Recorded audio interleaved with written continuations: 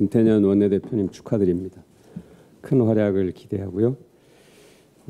보도를 보니까 어제 현장에서 정견 발표의 내용의 절박함과 자세 절실함이 의원들의 마음을 움직인 것 같다. 뭐 그런 얘기가 있었습니다. 그 절박함과 절실함이라면 국회를 바꾸고 나라를 바꿀 수도 있을 것으로 믿습니다. 문재인 대통령께서 긴급 재난지원금 기부 의사를 밝혔습니다. 고통받는 국민과 함께하고 국난 극복에 앞장서겠다는 다짐의 한 표현이라고 저는 생각합니다. 기부 금액은 고용보험 사각지대에 있는 분들에게 쓰일 예정입니다.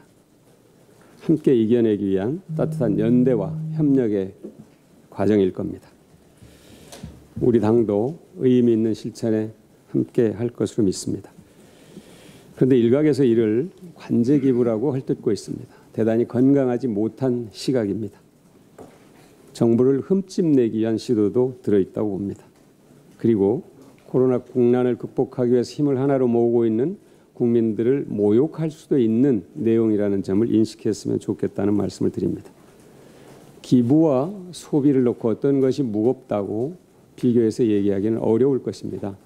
적극적으로 소비해서 중소상인을 지원하고 내수 활성화에 기여하는 것 매우 소중한 일입니다. 마찬가지로 기부해서 사각지대에 있는 국민들께 힘이 되어드리는 것 또한 매우 소중한 일입니다.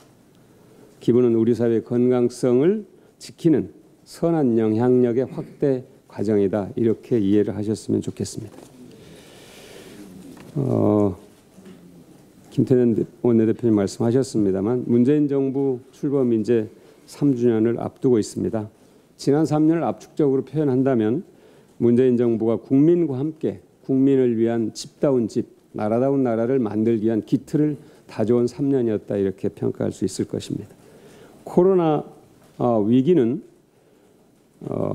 국민들이 국가의 존재의 의미, 과연 국가는 무엇인가 하는 것을 다시 생각하는 계기를 마련했다고 생각합니다. 국가가 그 어떠한 위기가 있더라도 모든 국민들 한 사람도 외면하지 않고 끝까지 지켜내는 든든한 집이 돼야 한다는 공감대를 확산하는 계기를 마련했다고도 할 수 있을 겁니다. 지난 3년 동안 문재인 정부와 더불어민주당은 재난재해는 물론이고 양극화와 불평등으로부터 국민들을 지켜내기 위해서 삶의 안전망을 구축하고 확충하는 데 모든 노력을 다해왔습니다. 앞으로도 그렇게 할 것입니다. 특히 상생성장과 경제 민주화의 철학과 방향이 종합적으로 담겨있는 공정경제, 혁신성장, 소득주도 성장 정책을 끈기 있게 지치지 않고 추진해 왔던 것은 이 길이 문재인 정권이 선택한 것이라기보다도 문재인 정권이 필요에 따라서 선택한 것이라기보다도 국민이 선택하고 명령한 길이었기 때문일 겁니다. 국민들은 과거로 돌아갈 수 없다고 확실하게 의지를 밝히셨습니다. 2017년 정권교체, 2018년 지방선거 그리고 지난 총선까지 일관되게 그 확고한 뜻과 의지를 표현해 오셨다고 저는 믿습니다.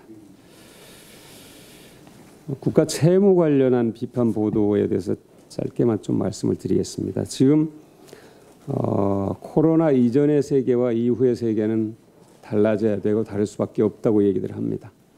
마찬가지로 재정을 보는 시각도 확실히 달라져야 될 것입니다. 포스트 코로나 시대를 대비해서 어떤 분야에 어느 정도의 규모로 재정을 투자할 것인가 하는 것은 사회적 합의가 필요하고 또 협약이 필요한 부분입니다. 그런데 적극적으로 확장적 재정 정책을 펴야 한다는 것은 어느 누구도 부인할 수 없는 큰 흐름입니다. 그런데 집요하게 국가부채, 국가재정 프레임만을 되뇌이고 있는 것은 사실 시대를 이 흐름을 거역하겠다는 것과 저는 다름없다고 믿습니다. 적시에 재정을 투자하는 것이 국간을 더 많이 채울 수 있는 그런 확실한 방법이라는 그런 국민적 공감대가 이미 형성돼 있다 하는 것을 다시 한번 말씀을 드리겠습니다. 이상입니다.